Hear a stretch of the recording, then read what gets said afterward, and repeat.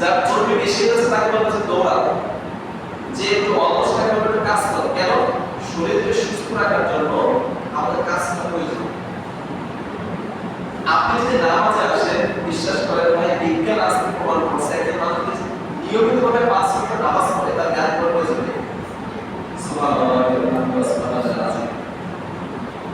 মানুষ যদি নামাজ পড়ে কি করা দরকার নাই? জ্ঞান করার প্রয়োজন নেই, সমস্ত জ্ঞানটা হয়ে যায়।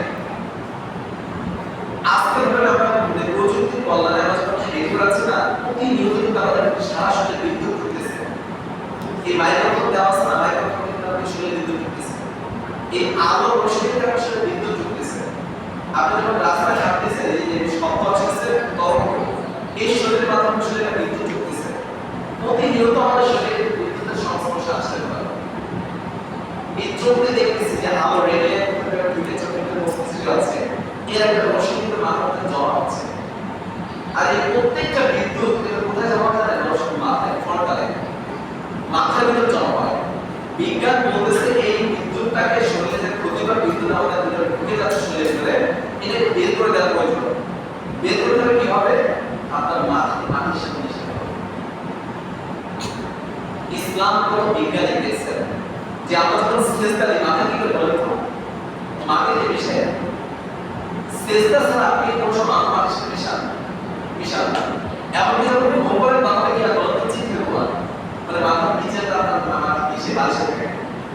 শুধুমাত্র একমাত্র ইবাদত যখন আমরা মাটিতে সিজদা মানে মাথা লাগাই, সেটা হচ্ছে কি? সিজদা।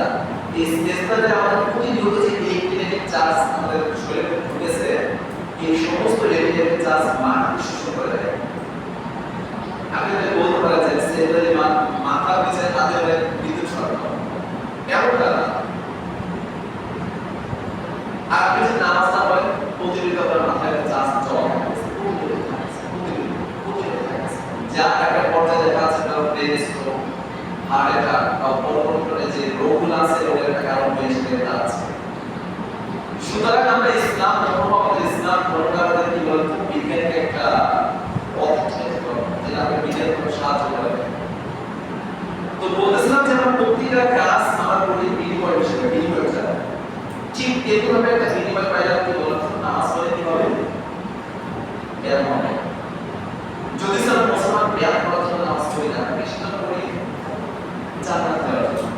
আমরা কিসের জন্য পড়ি? আল্লাহর আদেশ করেছে তাই জন্য। আমরা কিসের জন্য নামাজ পড়ি? নামাজ পড়লে আমাদের যাবতীয় কল্যাণ আছে সেই জন্য আমরা পড়ি, নামাজ পড়ি। কিয়ামতের মাঠে সর্বপ্রথম কিসের হিসাব দেওয়া বলতো? নামাজ। সবার প্রথম নামাজ। যে ব্যক্তি নামাজে পারবে সে সব কিছু পারবে। আর যে নামাজে পড়া যাবে সে কি বলতো?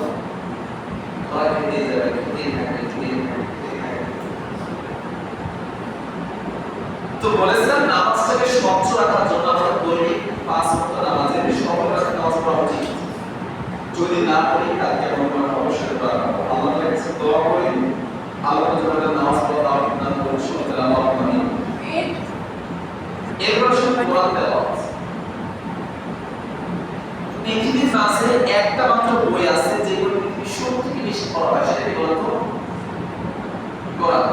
একটু জোরে বলেন। কোরআনের মতো পড়া হয় এমন কোনো বই আপনি দেখাতে পারবেন না।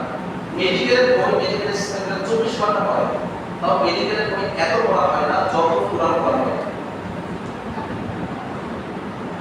পৃথিবীর মাঝে এমন কোনো বই নেই, বাংলা বই দেখছেন না, ক্লাস 1 বই, এমন কোনো মানুষ দেখাতে পারবে যে ব্যক্তি এই প্রথম থেকে শুরু করে শেষ পর্যন্ত মুখস্থ শোনাতে পারবে? কোনো বই না। আপনি কোনো বই দেখাতে পারবেন না কোনো মানুষ প্রথম থেকে শুরু করে শেষ পর্যন্ত মুখস্থ করতে পারে, শুধুমাত্র কোরআন পারে।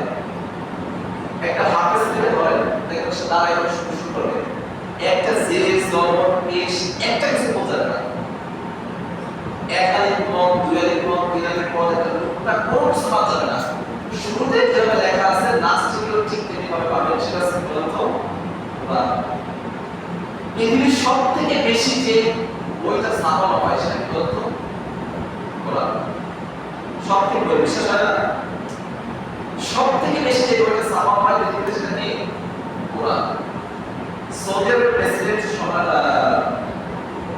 ফাহাদ সালমানের আরেকটা